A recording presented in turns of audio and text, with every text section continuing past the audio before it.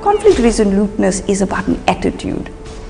It's about a belief system that says, I have what it takes inside of me, where I can hold myself centered.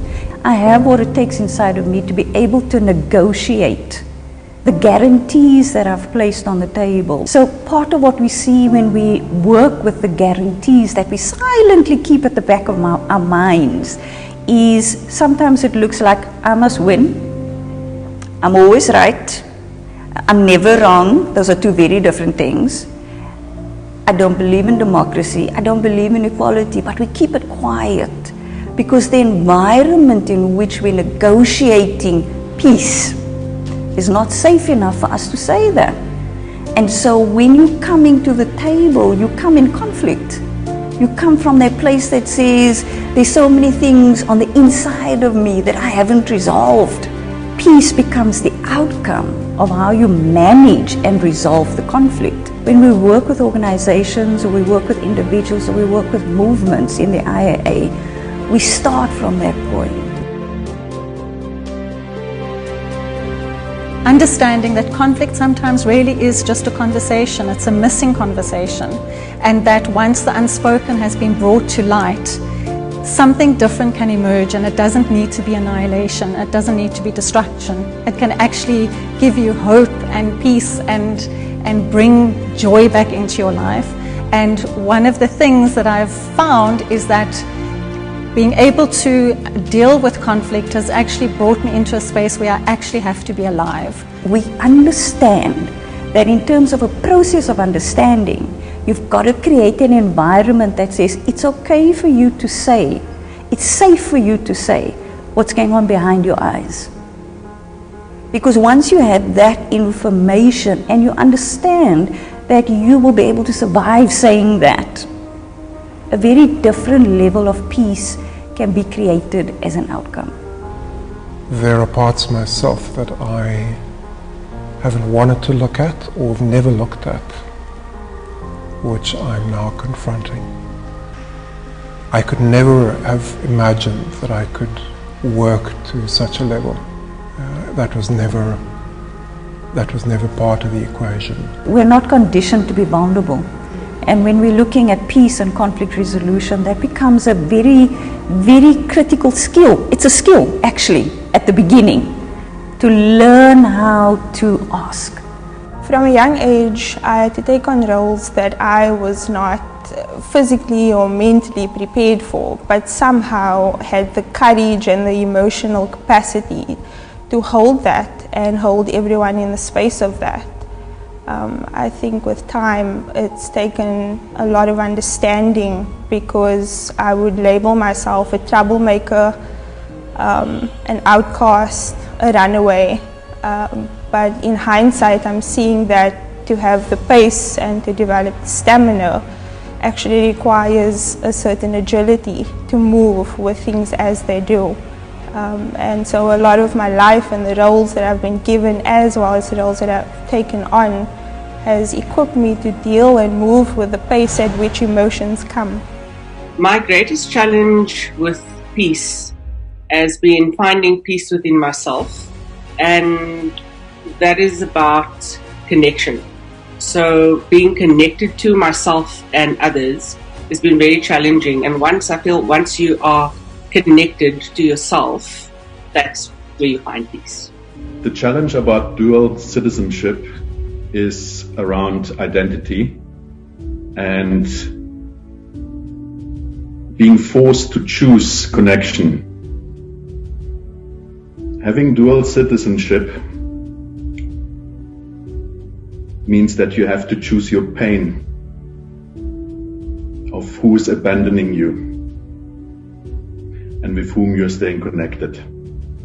In my upbringing, there were certain conflicts that were not allowed to be spoken about. What I knew intuitively was that I couldn't challenge the unspoken dynamics within the family, which would bring up the defense systems that would block that. Anything that would have touched their own personal inner fight would create a toxic wall. So I knew that I had to protect that at all costs. As a descendant of a migrant parent, I carry the burden of having made the choice to leave people behind, not knowing if it was worth it. Conflict resolution without compromise brings up a lot of toxicity. It reflects to people exactly what they bring to the space, what they contribute, what they project, and also what they're most afraid of. And very often conflict resolution is around trying to appease people, and with patients it can often be around that too, or even between their partners. But when you go straight there without compromise, it becomes dirty and it looks ugly, and it's incredibly healing. The more I work with patients, the more I'm realizing that peace is not something for them to attain, it's something that is co-created by all of us.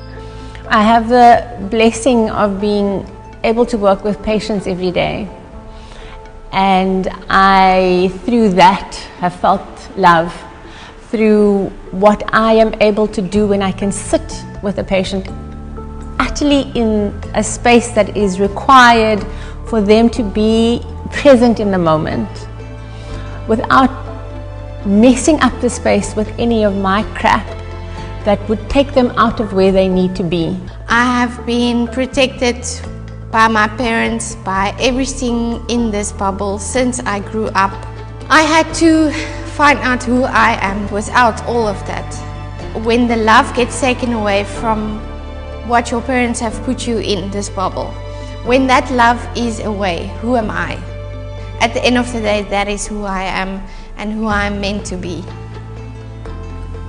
You need steel. You need steel in the blood to say that when I show you that part of me that I don't want the world to see, that I will not judge myself.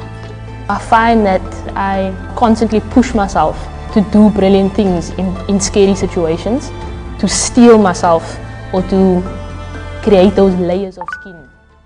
And I found it to be a remarkably empowering space, which means that I'm able to own who I am. And so therefore, I walk away feeling much bigger than I felt when I arrived. You've got to understand that you have to have sufficient stamina in your organizational tank to take you across the line. Not to the line, across the line. When you get across the line, you're not the same organization that stood 1 foot before the line. When that healing took place, I felt like I became the young Calvin that I knew when I was a boy that is full of dreams, a boy that knows his purpose in life. Something which I had lost, like as I was growing up due to the traumas and other negative experiences that I encountered. As a South African organization, we have an inherent sense of what it means to be dehumanized. We have the vision, eagle vision, that will be able to lock onto that context of dehumanization. That impact for me has really changed even the way I deal with people, my outlook on life, my relationships and everything. Like I feel like I'm living a life which has got a purpose because I now know what I want to do because of that healing. What would you need to put in place today to save the next generation from the scourge of war? Where I stand in the scourge of war is acknowledging that I'm in it whether I want to be or not. It's up to me to decide if I'm going to do something about it or just let it pass over me and take me with it. I'm seeing that what is needed now and for the next generation is transparency and open dialogue, accountability, and everyone taking responsibility for what they bring What I'm seeing for the next generation to stop the pain is to put your shame aside. We take into consideration your culture, your framework, the purpose of the work, what your organization looks like, what does the inner landscape look like, what do you want to work towards. Working within the IAA has actually given me the slipstream that I need that says you will be okay and everything about your life has meaning. This is spirit work. This is the work of who I am as a human being. How do I move from my concept of myself as a human to the doing of myself as a human? How do I stop the suffering?